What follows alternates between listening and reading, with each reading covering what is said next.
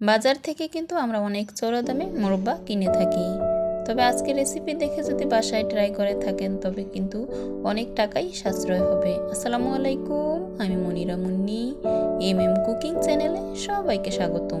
আজকের পর্বে তৈরি করে দেখাবো চাল কুমড়ার মোরব্বা রেসিপি। এতটাই লোভনীয় যা দেখে নিশ্চয়ই বুঝতে পারছেন। তৈরি করার জন্য প্রথমে আমি এখানে একটা চাল কুমড়া নিয়ে নিলাম, আর চাল কুমড়ার গায়ের সাথে হাত ঘষে নিলে হাতের সাথে যদি পাউডারের মতো লেগে আসে তখনই বুঝে নিতে হবে এরকম চাল কুমড়া দিয়ে মোরব্বা তৈরি করে নেওয়া যাবে।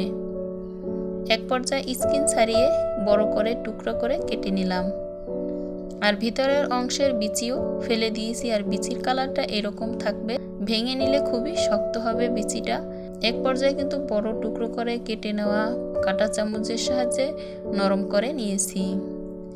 আগেরটা দেখেন, আর যেটা নরম করে নিয়েছি সেটা কিন্তু খুবই নরম, হাতের আঙুল দিয়ে টাচ করলে কিন্তু খুবই নরম।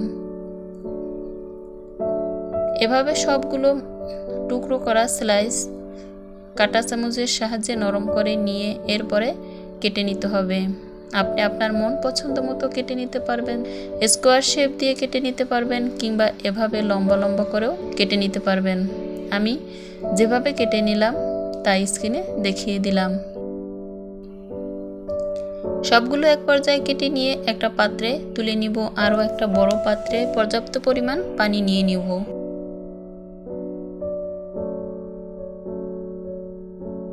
পানির সাথে অ্যাড করে নিব আমরা সাধারণত যে পান খাই, পান খাওয়ার চুন।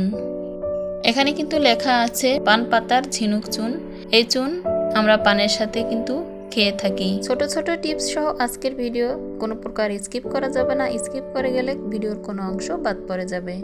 এখান থেকে কেটে নিয়ে আমি প্রায় 1.5 টিস্পুন চামচ চুন অ্যাড করে নিয়ে এভাবে মিশিয়ে নিলাম।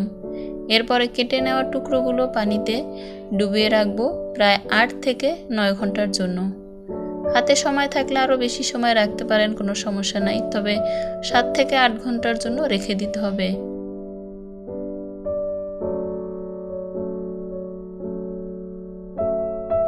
চুনের পানিতে ডুবিয়ে রাখলে কিন্তু খুবই শক্ত হয়ে আসবে, আর এখন কিন্তু খুবই নরম আছে। সবগুলোর পানিতে অ্যাড করে নিব, আর এভাবে চাল কুমড়ার মোরব্বা তৈরি করে নর্মাল ফ্রিজে এয়ারটাইট বক্সে ভর্তি করে আপনি অনেক দিন পর্যন্ত সংরক্ষণ করে রাখতে পারবেন। 1 বছরের বেশি ভালো থাকবে, আর বাহিরে রেখে দিলে 3 থেকে 4 মাস পর্যন্ত ভালো থাকবে। ফিরে এলাম ঠিক 8 থেকে 9 ঘন্টার পর, আর দেখতে পাইতেছেন এখন কিন্তু খুবই শক্ত হয়েছে, আগের তুলনায় কিন্তু খুবই শক্ত। চুনের পানিতে ডুবানোর আগে কিন্তু খুবই নরম ছিল, এখন কিন্তু খুবই শক্ত হয়ে আসছে। এই পর্যায়ে কিন্তু পানি পাল্টিয়ে পাল্টিয়ে কয়েকবার পরিষ্কার করে নিতে হবে পরিষ্কার পানি দিয়ে। চুনের মিশ্রিত একটা ঘ্রাণ থাকে, সেটা চলে যাবে। এরপরে ভালো করে পরিষ্কার করে নিয়ে একটা পাত্রে নিয়ে নিলাম, আর অ্যাড করে দিব 4 কাপ পরিমাণ চিনি। সুন্দর একটা ঘ্রাণের জন্য ছোট একটা তেজপাতা কেটে নিয়ে অ্যাড করে দিব ছোট এক টুকরা দারচিনি, আর একটা এলাচ ছোট সাইজের। এরপরে অপেক্ষা করব যখনই চিনিটা গলে আসবে। চুলার আঁচ মিডিয়াম টু লো আঁচে রেখে চুলায় বসিয়ে দিব। চিনির পানিটা যখনই লিকুইড হবে চুলার আঁচ বাড়িয়ে দিব। যে যেখান থেকে আমার আজকের রেসিপি দেখছেন, আপনি যদি আমার চ্যানেলে নতুন হয়ে থাকেন তবে চ্যানেলটা সাবস্ক্রাইব করে বেল আইকন অন করে রাখতে পারেন। এতে করে নিত্য নতুন ভিডিও সবার আগে আপনার কাছে পৌঁছে যেতে সাহায্য করবে। সুন্দর একটা ঘ্রাণের জন্য একটা তেজপাতা, এক টুকরো দারচিনি, ছোট একটা এলাচ অ্যাড করে দিলাম। সম্পূর্ণ চাল কুমড়াটা অ্যাড করে নি নাই, আমার প্রয়োজন মতো নিয়ে নিয়েছি। আপনি চাইলে সম্পূর্ণ চাল কুমড়াটা দিয়ে তৈরি করে নিতে পারেন, তবে বাকি সব উপকরণগুলো কিন্তু বাড়িয়ে নিতে হবে। আর চাল কুমড়ার বিকল্পে আপনি এরকম মোরব্বা তৈরি করে নিতে পারবেন পেঁপে দিয়ে, কাঁচা পেঁপে দিয়ে এভাবে চাল কুমড়ার মতো সেম প্রসেসে মোরব্বা তৈরি করে নিতে পারবেন। এক পর্যায়ে চুলায় বসিয়ে দিলে চারপাশ থেকে পানি ছেড়ে আসলে চুলার আঁচ মিডিয়াম টু লো আঁচে রেখে চিনিটা গলিয়ে নিতে হবে। এরপরে যখনই লিকুইড পানিতে পরিণত হবে চুলার আঁচ একটু বাড়িয়ে দিয়ে একটু পরপর উল্টিয়ে পাল্টিয়ে নাড়াচাড়া করে নিতে হবে।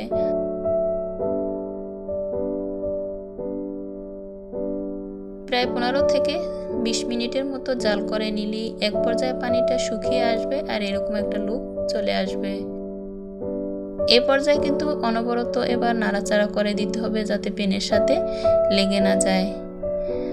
আর চুলার আঁচ একবারে লো আঁচে করে দিতে হবে। এক পর্যায়ে দেখা যাবে পানিটা একবারেই শুকিয়ে আসবে, আঠালো একটা ভাব চলে আসবে আর পেনের চারপাশে চিনির শিরাটা সাদা হয়ে আসবে। এ পর্যায়ে নামিয়ে নিয়ে এভাবে একটা ঝুড়িতে আমি ছড়িয়ে নিলাম।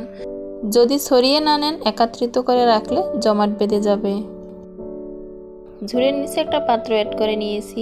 এভাবে ফাঁকা ফাঁকা করে ছড়িয়ে নিয়ে 3 থেকে 4 ঘন্টা রেখে দিলে খুবই শক্ত হয়ে আসবে। যদি পারেন ফ্যানের বাতাসের নিচে রেখে দিবেন, আর চাইলে আপনি রোদ্রে শুকিয়ে নিলে খুব বেশি সুন্দর হয়।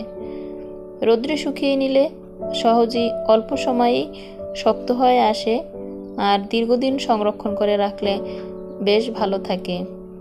ফ্রিজে রাখার কোনো প্রয়োজন হয় না। এ পর্যায়ে কিন্তু ফাঁকা ফাঁকা করে রেখে দিলাম। প্রায় 4 থেকে 5 ঘন্টা পর কিন্তু আপনাদের ফাইনাল লুকটা দেখিয়ে দিব। এ পর্যায়ে কিন্তু এখনও নরম আছে, ভিতরটা কিন্তু চিনির শিরায় রসালো।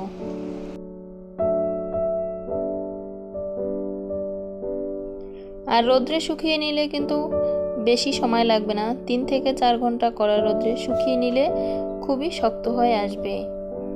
আমি রোদ্রে শুকিয়ে নিই নাই, তবে 4 থেকে 5 ঘন্টা পর এখন একটা বাটিতে পরিবেশন করে আপনাদের দেখিয়ে দিব।